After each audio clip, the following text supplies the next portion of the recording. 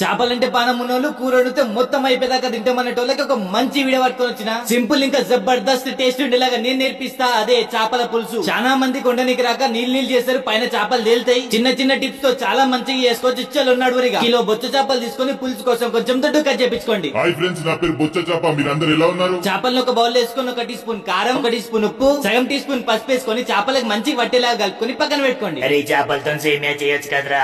ఇప్పుడు ఒక బౌల్ లో పెద్ద నిమ్మకాయ సైజ్ అంత చింతపండు, సగం లీటర్ నీళ్ళు వేసుకుని చింతపండుని మంచిగా పిసుకండి. ఏమన్నా తాత చేపలతో సేమియానా ఇంకా మంచిదని పాయసం చేయమని అడగలేదు. సర్లే గానీ ఇప్పుడు ఒక కడాయిలో కొంచెం నూనె, కొంచెం అవ్వాలి. అవి వేగగానే 3 ఉల్లిగడ్డల్ని కీమా కొట్టేసుకోండి. వాటితో పాటు 3-4 పచ్చిమిర్చి, కొంచెం కరివేపాకు వేసుకొని ఇట్లా మీడియం ఫ్లేమ్ లో కలుపుతుంటే లైట్ గా బంగారం కలర్ రాగానే 2 టేబుల్ స్పూన్ల అల్లం వెల్లుల్లిపాయ పేస్ట్ వేసుకొని పచ్చి వాసన పోయేదాకా మంచిగా కలుపుకోండి. అందులో 3 టేబుల్ స్పూన్ల కారం, 1 టేబుల్ స్పూన్ ఉప్పు, సగం టీ స్పూన్ పసుపు. ఇప్పుడు ఒక పాన్ లో 1/4 టేబుల్ స్పూన్ మెంతులు, సగం టేబుల్ స్పూన్ ఆవాలు, సగం టేబుల్ స్పూన్ జీలకర్ర, 1 టేబుల్ స్పూన్ ధనియాలు వేసుకొని లో ఫ్లేమ్ లో వాసన వచ్చే వరకు రోస్ట్ చేసుకొని మంచిగా పౌడర్ చేసుకోండి. చేపల పులుసు మంచిగా టేస్ట్ రావాలంటే ఈ పౌడర్ అయితే పక్క వేయాలి. కారం ఇంకా నూనె కొంచెం ఎక్కువ వేస్తేనే ఇంకా మంచి టేస్ట్ వస్తుంది. అవి లైట్ కలుపుకొని 2 ఎర్ర టమాటాలని మంచిగా పేస్ట్ కొట్టేసుకోండి. మీడియం ఫ్లేమ్ లో కలుపుతుంటే ఇట్లా నూనె బయటకు వస్తుంది. అప్పుడు పిసికి పెట్టుకున్న చింతపండు నీళ్ళని కూడా వేసుకోండి. ఇక ఎవ్వరు మాటినకుండా అదే మీడియం ఫ్లేమ్ లో ఒక 10 నిమిషాలు మంచిగా మరగబెట్టురి. అది మరుగుతూ కొంచెం చిక్కగా అయితే అప్పుడు చేపలు వేసుకోండి. ఒకటి మాత్రం జాగ్రత్త, ఒకవేళ చింతపండు ఎక్కువ వేసుకొని మరీ పుల్లగా అయిపోయిందంటే మీరు కొంచెం బెల్లం వేసుకోవచ్చు. చేపలు వేసిన తర్వాత ఎప్పుడు గంట పెట్టొద్దు. నేను చూపించినట్టు ఊపి ఒక 10 నిమిషాలు మూత పెట్టి ఉడకబెట్టురి. ఇంకో 5 నిమిషాలు కొత్తిమీర వేసి డైరెక్ట్ ఉడకబెట్టురి. ఇంతే అండి, మన చేపల పులుసు రెడీ. వీలున్నప్పుడు ట్రై చేయండి. మీకే చేపలు ఇష్టమో కామెంట్ చేయండి.